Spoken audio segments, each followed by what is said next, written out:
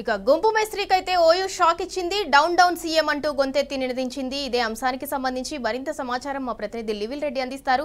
లివిల్ Reddy, OU అంతా కూడా ఉద్రిక్త వాతావరణం నెలకొంది. అక్కడ విద్యార్థులకు సమాధానం చెప్పలేక సీఎం రేవంత్ రెడ్డి అయితే పోలీసు పహారా మధ్య అయితే అక్కడ నుంచి మెల్లిగా జారుకున్నారు. దానికి సంబంధించి పూర్తి డీటెయిల్స్ ఏంటి? వాళ్ళ ఉస్మానియా యూనివర్సిటీకి ముఖ్యమంత్రి వస్తుందని తెలియగానే వేలాది మంది పోలీసులను ఉస్మానియా యూనివర్సిటీలో మోహరించారు. ఆ విద్యార్థి సంఘాల నాయకులందరినీ కూడా ఎక్కడికక్కడ అవసరస్తు చేశారు. చాలా మందిని హాస్టల్ నుంచి అర్ధరాత్రి తీసుకెళ్లి పోలీస్ స్టేషన్ లో బంధించారు. పోలీసుల పహార మధ్యనే ముఖ్యమంత్రి ఉస్మానియా యూనివర్సిటీ చేరుకున్నారు. ఏదైతే కార్యక్రమం చేపడదామనుకో అదంతా కూడా పోలీసు బందోబస్తు మధ్యనే జరిగింది. పోలీసులు ఫుల్ హై సెక్యూరిటీ మధ్యనే ఆయన ప్రసంగం ఆయన వెనుదిరిగే ప్రయత్నం చేశారు. ఈ నేపథ్యంలోనే పెద్ద ఎత్తున ఎవరైతే విద్యార్థులు ఉంటారో విద్యార్థి సంఘం నాయకులు విద్యార్థులంతా కూడా ముఖ్యమంత్రికి వ్యతిరేకంగా పెద్ద ఎత్తున నినాదాలు చేశారు. ముఖ్యమంత్రిని ఎక్కడికెక్కడ కడిగి పారేశారు. సీఎం డౌన్ అంటూ నినాదాలు ఓరెత్తించారు.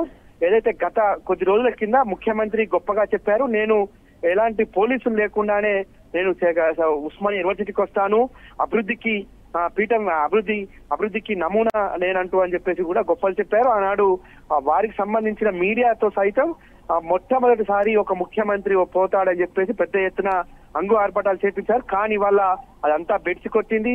విద్యార్థి లోకమంతా ఒక్కటైంది. విద్యార్థి లోకమంతా కూడా ఎక్కడికక్కడ ముఖ్యమంత్రిని అడుగడుగున నిలదీసింది, అడుగడుగున అడ్డుకుంది.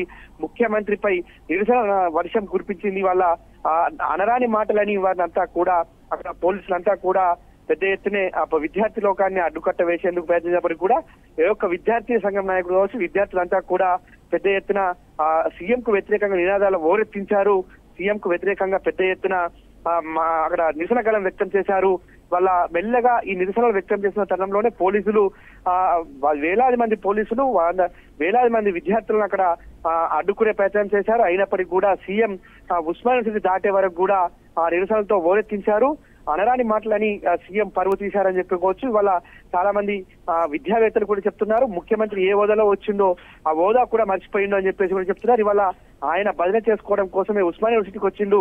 గతంలో కూడా అనేక సందర్భాల్లో ఉస్మానియా యూనివర్సిటీ కోసం విద్యార్థుల పైన ఉస్మానియా యూనివర్సిటీ పైన అనరాని అంటే ఇష్టం వచ్చిన రీతిలో మాట్లాడారు. ఏదైతే బానిసలుగా ఉంటారు విద్యార్థులంతా వీరు బియ్యానిస్తూ సరిపోతుందని చెప్పేసి కూడా గతంలో రేవంత్ రెడ్డి చేసిన మాటలను కూడా వాళ్ళ విద్యార్థి లోకమంతా గుర్తు చేసింది. ఇలా నీ దమ్ము ధైర్యం ఉంటే పోలీసులు లేకుండా రా అని చెప్పేసి కూడా చెప్పింది. చివరికి వాళ్ళ అదే పోలీసుల చేత ఎక్కడి నుంచి మెల్లగా జారుకునే ప్రయత్నం చేశారంటే రేవంత్ రెడ్డికి ఒక భయం అనే రుచిని మళ్ళొక్కసారి ఉస్మానియా యూనివర్సిటీ విద్యార్థులు చూపించారు.